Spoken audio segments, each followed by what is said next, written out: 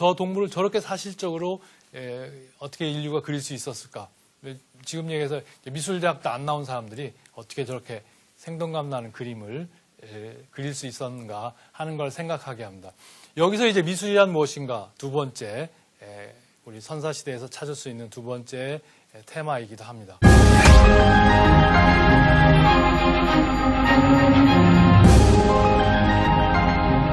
저런 동굴 벽화를 그때 사람들이 왜 그렸을까?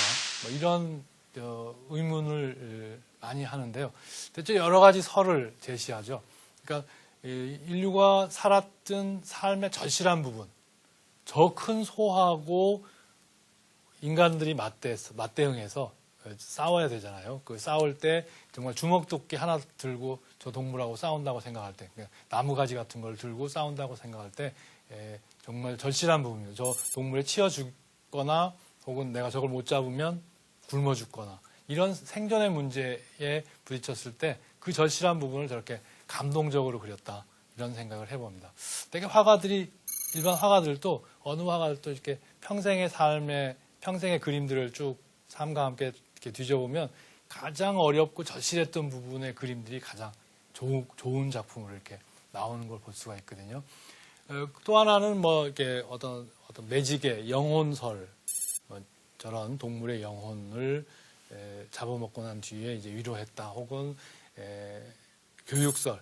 지금 들소를 보면 목에 이제 못이 침이 박혀 있는데 저렇게 이제 잡았다. 뭐 이런 교육설도 있고 여러 가지가 있습니다. 아무튼 저런 인류의 이런 깜짝 놀랄 만한 출발. 우리 지금 개념으로 하면 회화잖아요. 그죠? 순수 회화의 페인팅, 그림이라고 하는 것이 이렇게 이제 시작이 됐다는 거죠.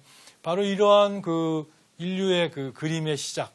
지금 우리 한반도에서 나오고 있지 않지만 앞으로 또 발견될 수도 있지 않을까 이런 기대를 해보는데요. 아무튼 이런 그 인류의 깜짝 놀랄 만한 이런 미술적인 출발, 예술적인 출발이 지금의 문명을 만들고 하지 않았나. 또 한편 그렇게 생각해 보면 저는 저 동굴 벽화를 아직 못 가봤습니다. 근데 도판 사진으로 이렇게 화지부를 이렇게 쭉 살펴보면 이게 구석기 시대 사람들의 디지털 아트다. 이런 생각을 하게 됩니다. 왜냐하면 우리가 디지털이라는 개념은 바로 손이잖아요. 그죠? 인류가 이 손으로 만들고 손으로 그린 솜씨가 저렇게 뛰어났고 지금 인류의 디지털 문명은 바로 저렇게 예고되고 있었다라고 생각을 해봅니다. 또 한편 이때 이런 동굴 벽화를 그렸던 사람들의 유럽 구석기 시대인들은 또 이런 조각을 했어요. 이거 이제 비엔나 빌렌도르프의 비너스라고 하는 그런 주먹만한 조각 작품인데요. 완전히 둔부와 유방을 강조하고 손발을 축소하고 그 다음에 머리에 눈, 코, 입도 설명하지 않았거든요. 그러니까 마치 신상처럼 느끼게 해줍니다. 그러니까 인류가 확산되면서 바로 이러한 그 어떤 염원, 다산과 풍요를 염원하는 가운데 만들어진 조각상이 아니냐 되게 이렇게 추정하죠. 이런 조각상은 구석기 시대 유적지에서 아직 우리나라에서는 발견이 되고 있지 않은데 유럽에서는 상당히 많은 곳에서 발견이 되고 있죠. 이 빌렌도르프의 비너스는 아니지만 그때 구석기 시대 사람들이 생각한 비너스다 이렇게 이름을 붙인 거죠. 이런 신앙적인 삶의 형태들이 이제 차츰 시대가 내려오면서 2만 년 전, 1만 년 전 이렇게 내려오면서 조각하기 시작했다. 그리고 이런 조각이 우리나라 유적지에서 발견된 예가 있는데 울산 신암리에서 신석기 시대 유적지에서 진흙으로 빚은 여체 토우상이 이렇게 발견된 적이 있어요. 보면 역시 여기도 젖가슴을 강조하고 이런 누드상으로 해서 바로 여신의 모습을 상상하게 하는 그런 조각상이 나온 거죠.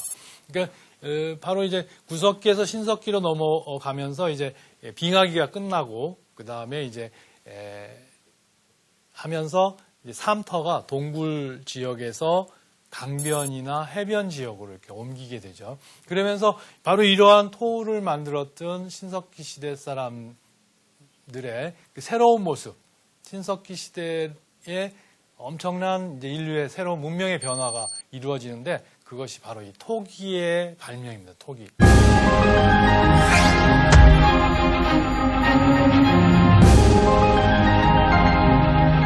이 토기는 흙으로 빚은 거예요. 잘 알다시피 흙으로 빚어서 불로 구운 거죠. 바로 이 흙으로 빚어서 불로 구워서 만든 이 형태는 기존에 없는 형태입니다. 그러니까 인간이 창조한 형태예요. 그릇으로 쓰기 위해서 여기에서는 이제 우리가 그 생활의 변화, 이를테면 바베큐만 해 먹었든 혹은 불로 구워서 익혀서 동물을 잡아먹고 그 다음에 채집 생활을 했던 그런 생활 형태가 이제는 물고기를 강변에서 물고기를 잡아먹고 그다음에 어패류를 잡아먹고 그다음에 이제 수렵과 채집 그다음에 가벼운 농경 생활을 시작한 그런 증거죠.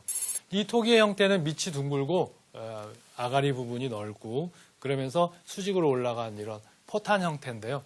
형태 자체도 역시 아름다운 형태. 인류가 만든 정말 형태의 아름다움을 이렇게 창조했구나 하는 걸 알 수가 있고 여기에는 또 하나 첨가되는 것이 토기의 표면을 그냥 흙으로 진흙으로 빚어서 놔두지 않고 여기에 이제 빗살무늬를 넣고 있는 거죠. 빗살무늬를 넣고 있어서 바로 이제 저런 그 빗살무늬를 넣고 있는 이런 그 어떤 미술의 새로운 모습. 이것도 이제 우리가 이제 어떤 장식의장. 그러니까 어떤 형태를 창조하고 거기에 꾸밈새를 가하는 거죠. 그러니까 지금 우리 시대 개념으로 보면 디자인 개념하고도 같이 갈 수 있지 않을까 생각이 됩니다. 바로 이 신석기 시대에 이 빗살무늬 토기들이 빗살무늬 토기만이 아니고 무늬가 없는 토기 혹은 덧무늬에서 약간 도드라지게 하는 무늬를 넣는 토기들이 발견이 되는데요. 우리나라 이 신석기 시대 거의 BC 6000년에서 BC 1500, 2000년 사이에 이 신석기 시대 토기들이 만들어지는데요. 크게 북쪽, 남쪽, 그 다음에 지역별로 이렇게 토기의 형태와 문양들이 조금씩 다르게 출토되고 있습니다.